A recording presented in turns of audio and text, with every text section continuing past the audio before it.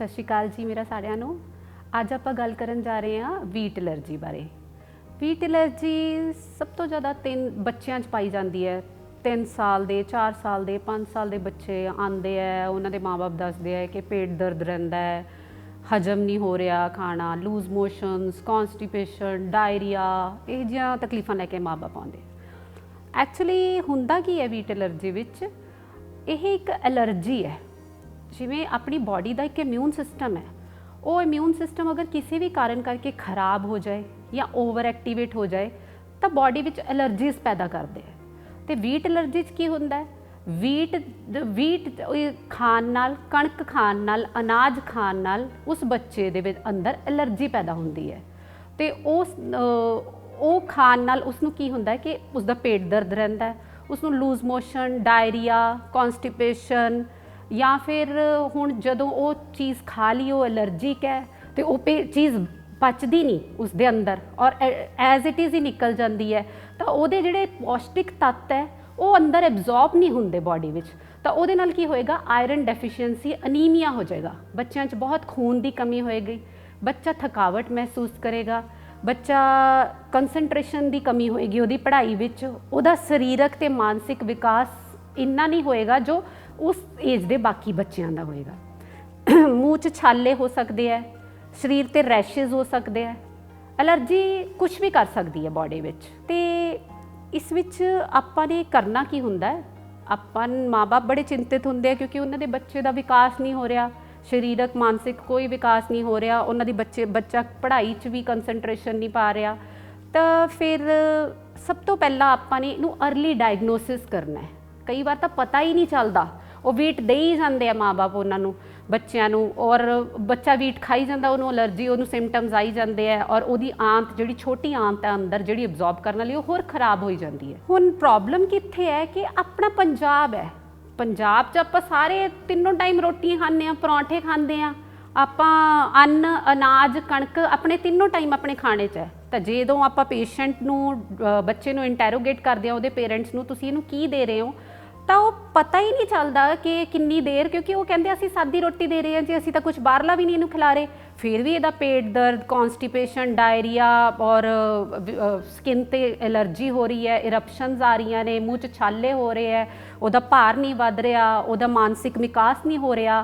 ਅਤੇ ਵੀ ਕੀ ਪ੍ਰੋਬਲਮ ਕੀ ਆ ਰਹੀ ਹੈ, ਇਹ ਆਪਾਂ ਨੇ ਇਹੀ ਚੀਜ਼ ਕਰਨੀ ਹੈ ਕਿਉਂਕਿ ਪੰਜਾਬ ਦਾ ਸਟੈਪਲ ਫੂਡ ਹੀ ਵੀਟ ਹੈ, ਇਸ ਕਰਕੇ ਇਹ ਪ੍ਰੋਬਲਮ ਆਉਂਦੀ ਹੈ। ਔਰ ਇਸ ਦਾ ਕਾਰਨ ਪਤਾ ਕੀ ਹੈ, ਜੋ ਮੈਨੂੰ ਲੱਗਦਾ ਹੈ ਕਿ ਵੀਟ ਦੀ ਪੈਦਾਵਾਰ ਵਧਾਉਣ ਲਈ, ਵੀਟ ਦੀ ਪ੍ਰੋਡਕਸ਼ਨ ਇਨਕਰੀਜ਼ ਕਰਨ ਲਈ ਬਹੁਤ ਸਾਰੇ ਫਰਟੀਲਾਈਜ਼ਰਸ, ਬਹੁਤ ਸਾਰੇ ਕੈਮੀਕਲਸ ਦੀ ਵਰਤੋਂ ਕੀਤੀ ਜਾਂਦੀ ਹੈ ਔਰ ਉਹਦੇ ਕਰਕੇ ਜੋ ਹੈ ਆਪਣੀ ਵੀਟ ਐਲਰਜੀ ਦਾ ਜਨਮ ਹੁੰਦਾ ਹੈ। ਹੈਰੀਡਿਟਰੀ ਵੀ ਕਾਰਨ ਹੈ, ਬਟ ਇਹ ਵੀ ਇੱਕ ਕਾਰਨ ਹੈ ਕਿ ਵੀਟ ਪ੍ਰੋਡਕਸ਼ਨ ਨੂੰ ਵਧਾਉਣ ਲਈ ਬਹੁਤ ਫਰਟੀਲਾਈਜ਼ਰਸ, ਬਹੁਤ ਕੈਮੀਕਲਸ ਦੀ ਵਰਤੋਂ ਕੀਤੀ ਜਾਂਦੀ ਹੈ ਅਤੇ ਇਹ ਆਪਣੀ ਬॉडी ਨੂੰ ਹਾਰਮਫੁਲ ਹੁੰਦੇ ਨੇ।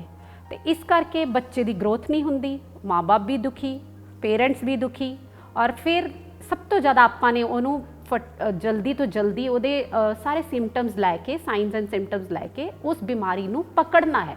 ਔਰ ਉਹ ਪਕੜਨਾ ਕਿਵੇਂ ਹੈ, ਆਪਾਂ ਨੇ ਬਲੱਡ ਟੈਸਟ ਕਰਾਉਣਾ ਹੈ, TTG ਕਰਾਉਣਾ ਹੈ, IgG ਕਰਾਉਣਾ ਹੈ। TTG ਟੈਸਟ ਕੀ ਹੈ, ਟਿਸ਼ੂ ਟਰਾਂਸਗਲੂਟਾਮੀਨੇਜ਼ ਟੈਸਟ ਹੈ ਔਰ ਉਹ ਕਿਟਸ ਆਉਂਦੀਆਂ ਨੇ, ਹਰੇਕ ਕਿਟਸ ਦਾ ਆਪਣਾ ਨਾਰਮਲ ਟੈਸਟ ਹੈ, ਕਿਸੇ 'ਚ 0.8 ਲੈਵਲ ਹੈ, ਕਿਸੇ 'ਚ 20 ਤੱਕ ਨਾਰਮਲ ਲੈਵਲ ਹੈ।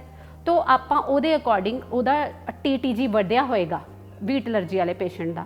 ਔਰ ਉਸ ਤੋਂ ਵੀ ਕਨਫਰਮੇਟਰੀ ਇੱਕ ਟੈਸਟ ਹੈ, ਦੈਟ ਇਜ਼ ਵਿਲਸ ਬਾਇਓਪਸੀ ਲੈਂਦੇ ਆ ਅੰਦਰੋਂ ਬॉडी 'ਚੋਂ, ਛੋਟੀ ਆਂਤ ਹੈ ਆਪਣੀ, ਸਮਾਲ ਇੰਟੈਸਟਾਈਨ, ਉਹਦੀ ਬਾਇਓਪਸੀ ਲੈ ਕੇ ਆਪਾਂ ਦੇਖਦੇ ਹਾਂ। ਉਹ ਕਨਫਰਮੇਟਰੀ ਟੈਸਟ ਹੈ, ਉਹਦੇ ਵਿੱਚ ਵਿਲਾਈ ਜਿਹੜੇ ਹੈਗੇ ਆ ਇੰਟੈਸਟਾਈਨ ਦੇ, ਉਹ ਫਲੈਟਨਡ ਹੋਣਗੇ, ਉਹ ਛੋਟੇ ਹੋ ਜਾਣਗੇ, ਉਹ ਖਰਾਬ ਹੋਏ ਹੋਣਗੇ। ਤਾਂ ਉਹ ਕਨਫਰਮੇਟਰੀ ਟੈਸਟ ਹੈ ਵੀਟ ਐਲਰਜੀ ਦਾ। ਅਤੇ ਹੁਣ ਆਪਾਂ ਕੀ ਕਰਨਾ ਹੈ, ਆਪਾਂ ਪੇਸ਼ੈਂਟ ਨੂੰ ਕਹਿਣਾ ਵੀਟ ਬੰਦ ਕਰ ਦਿਓ, ਕਿਉਂਕਿ ਆਪਾਂ ਅੱਗੇ ਨੁਕਸਾਨ ਨਹੀਂ ਕਰਨਾ ਉਸ ਚੀਜ਼ ਨੂੰ। ਇਮੀਡੀਏਟਲੀ ਉਸਨੂੰ ਵੀਟ ਬੰਦ ਕਰਾਓ। ਔਰ ਹੋਮਿਓਪੈਥੀ ਵਿੱਚ ਇਸ ਦਾ ਬਹੁਤ ਹੀ ਕਾਰਗਰ ਇਲਾਜ ਹੈ, ਜੜ ਤੋਂ ਵੀਟ ਐਲਰਜੀ ਖਤਮ ਹੋ ਜਾਂਦੀ। ਕੋਈ ਵੀ ਐਲਰਜੀ ਹੋਵੇ ਹੋਮਿਓਪੈਥੀ ਨਾਲ ਤਾਂ ਟਰੀਟ ਹੋ ਹੀ ਜਾਂਦੀ ਹੈ। ਅਤੇ ਇਹ ਵੀਟ ਐਲਰਜੀ ਹੈ, ਇਹਦੇ ਵਿੱਚ ਵੀ ਆਪਾਂ ਪੇਸ਼ੈਂਟ ਦੇ ਸਾਈਨਸ ਐਂਡ ਸਿੰਪਟਮ ਸਾਰੇ ਬੱਚੇ ਦੇ, ਉਹਦਾ ਸੁਭਾਅ, ਉਹਦੀਆਂ ਆਦਤਾਂ, ਉਹਦੀ ਪਾਣੀ ਦੀ ਪਿਆਸ ਪੁੱਛ ਕੇ, ਉਹਦੇ ਮਾਨਸਿਕ ਉਹਦਾ ਕਿਹੋ ਜਿਹਾ ਵਿਕਾਸ ਹੈ ਜਾਂ ਉਹਦਾ ਰਿਐਕਸ਼ਨ ਕੀ ਹੈ ਕਿਸੇ ਵੀ ਚੀਜ਼ ਨੂੰ ਲੈ ਕੇ। ਉਹ ਹਾਈਪਰ ਐਕਟਿਵ ਚਾਈਲਡ ਹੈ, ਉਹ ਡਲ ਹੈ, ਉਹਦਾ ਸਾਰਾ ਸੁਭਾਅ ਆਦਤਾਂ ਜਾਣ ਕੇ ਆਪਾਂ ਨੇ ਇੱਕ ਦਵਾਈ ਉਹਦੀ ਲੱਭਣੀ ਹੈ ਜੋ ਉਹਦੀ ਐਲਰਜੀ ਨੂੰ ਠੀਕ ਕਰੇਗੀ, ਇਮਿਊਨਿਟੀ ਨੂੰ ਨਾਰਮਲ ਕਰਕੇ ਔਰ ਉਹਦੀ ਇਮਿਊਨਿਟੀ ਨੂੰ ਵਧਾ ਕੇ ਉਹਦੀ ਅੰਦਰੋਂ ਬਿਮਾਰੀ ਰੋਕ ਦੇਵੇਗੀ ਬਿਲਕੁਲ, ਔਰ ਉਸਨੂੰ ਖਾਣਾ ਪਚਣ ਲੱਗ ਜਾਏਗਾ, ਖਾਣਾ ਪ੍ਰੋਪਰ ਐਬਜ਼ੌਰਬ ਹੋਣ ਲੱਗ ਜਾਏਗਾ। ਜਦੋਂ ਛੋਟੀ ਆਂਤ 'ਚ ਖਾਣਾ ਪਚਣ ਲੱਗ ਗਿਆ, ਉਹ ਪ੍ਰੋਪਰਲੀ ਐਬਜ਼ੌਰਬ ਹੋਣ ਲੱਗ ਜਾਏਗਾ ਤਾਂ ਉਹਦਾ ਅਨੀਮੀਆ ਵੀ ਖਤਮ ਹੋ ਜਾਏਗਾ। ਸਭ ਤੋਂ ਪਹਿਲਾਂ ਅਸੀਂ ਜਦੋਂ ਹੋਮੋਪੈਥੀ ਦਿੰਦੇ ਹਾਂ ਤਾਂ ਉਹਦਾ HB ਲੈਵਲ ਵੱਧਦਾ ਹੈ। 4-5 ਗ੍ਰਾਮ ਦੇ ਬੱਚੇ ਆ ਰਹੇ ਹੁੰਦੇ ਆ ਜੀ ਵੀਟ ਐਲਰਜੀ ਦੇ, ਤੇ ਉਹ 8, 9, 10, 11, 12 ਗ੍ਰਾਮ ਖੂਨ ਉਹਨਾਂ ਦਾ ਵਧੀਆ ਹੋ ਜਾਂਦਾ ਹੈ ਤੇ ਉਹਨਾਂ ਨੂੰ ਐਲਰਜੀ ਜੋ ਹੈ ਉਸ ਤੋਂ ਨਿਜਾਤ ਪਾ ਲੈਂਦੇ ਨੇ। ਇੱਥੇ ਮੈਂ ਤੁਹਾਨੂੰ ਇੱਕ ਹੋਰ ਦੱਸਣਾ ਚਾਹਾਂਗੀ, ਵੀਟ ਐਲਰਜੀ ਦੇ ਨਾਲ ਇੱਕ ਐਲਰਜੀ ਹੈ ਗਲੂਟਨ ਐਲਰਜੀ। ਗਲੂਟਨ ਐਲਰਜੀ 'ਚ ਕੀ ਹੁੰਦਾ ਹੈ, ਵੀਟ ਵਾਲਾ ਪੇਸ਼ੈਂਟ ਤਾਂ ਸਿਰਫ ਵੀਟ ਨਹੀਂ ਖਾ ਸਕਦਾ, ਅਨਾਜ ਨਹੀਂ ਖਾ ਸਕਦਾ। ਗਲੂਟਨ ਐਲਰਜੀ ਵਾਲਾ ਪੇਸ਼ੈਂਟ, ਗਲੂਟਨ ਇੱਕ ਪ੍ਰੋਟੀਨ ਹੈ, ਉਹ ਜਿਸ ਵੀ ਪ੍ਰੋਡਕਟ 'ਚੋਂ ਪ੍ਰੋਟੀਨ ਹੈ ਉਹ ਨਹੀਂ ਖਾ ਸਕਦਾ। ਉਹ ਕਿਸ 'ਚ ਹੈ, ਉਹ ਬਾਜਰਾ 'ਚ ਹੈ, ਰਾਈ 'ਚ ਹੈ, ਜਵਾਰ 'ਚ ਹੈ, ਉਹਨੂੰ ਇਹ ਸਾਰੇ ਆਟੇ ਹੀ ਨਹੀਂ ਖਾ ਸਕਦਾ। ਉਹ ਗਲੂਟਨ ਐਲਰਜੀ ਦਾ ਪੇਸ਼ੈਂਟ ਹੈ। ਸਿੰਪਟਮ ਸਾਰੇ ਉਹੀ ਨੇ, ਪੇਨ ਹੋਏਗੀ ਐਬਡੋਮਨ ਵਿੱਚ, ਪੇਟ ਦਰਦ ਹੋਏਗਾ, ਅਨੀਮੀਆ ਹੋਏਗਾ, ਕਿਉਂਕਿ ਉਹਨੂੰ ਪਚਦਾ ਤਾਂ ਹੈ ਨਹੀਂ ਕੁਛ ਜੋ ਵੀ ਉਹ ਖਾਂਦਾ। ਤੇ ਬਟ ਹੁਣ ਇਹ ਹੈ ਕਿ ਇਸ ਵਿੱਚ ਖਾਣਾ ਕੀ ਹੈ, ਜਿਸ ਨੂੰ ਗਲੂਟਨ ਐਲਰਜੀ ਹੈ ਉਹ ਕੀ ਖਾਏਗਾ। ਉਹ ਬੇਸਨ ਦਾ ਆਟਾ, ਬੇਸਨ ਕਿਸੇ ਵੀ ਫਾਰਮ 'ਚ ਛਿਲਾ ਬਣਾ ਕੇ ਉਹਦਾ, ਬੇਸਨ ਦੀ ਕੋਈ ਵੀ ਰੈਸਿਪੀ, ਜਾਂ ਮੱਕੀ ਦਾ ਆਟਾ, ਇਹ ਸਭ ਉਹ ਖਾ ਸਕਦਾ ਹੈ। ਪਰ ਵੀਟ ਤੇ ਗਲੂਟਨ ਬੰਦ ਕਰਨਾ ਪਏਗਾ। ਮਿਲਟਸ ਖਾ ਸਕਦਾ ਉਹ। ਮਿਲਟਸ ਅੱਜ ਕੱਲ੍ਹ ਬਹੁਤ ਪਾਪੂਲਰ ਹੈ ਆਪਣੇ ਪੰਜਾਬ ਵਿੱਚ। ਜਦੋਂ ਇੱਕ ਜਣਾ ਖਾਣ ਲੱਗਦਾ ਤਾਂ ਸਾਰੇ ਘਰਾਂ ਵਿੱਚ ਹੀ ਉਹ ਕਹਿੰਦੇ ਆ ਨਾ ਕਿ ਭੇੜ ਚਾਲ ਆਪਣੇ ਬਹੁਤ ਜ਼ਿਆਦਾ ਕਾਮਨ ਹੈ। ਔਰ ਮਿਲਟਸ ਖਾ ਸਕਦੇ ਆ, ਬਹੁਤ ਵਧੀਆ ਹੈ ਔਰ ਬਹੁਤ ਤਾਕਤਵਰ ਹੈ, ਪ੍ਰੋਟੀਨਸ ਬਹੁਤ ਹੈ ਉਹਦੇ ਵਿੱਚ।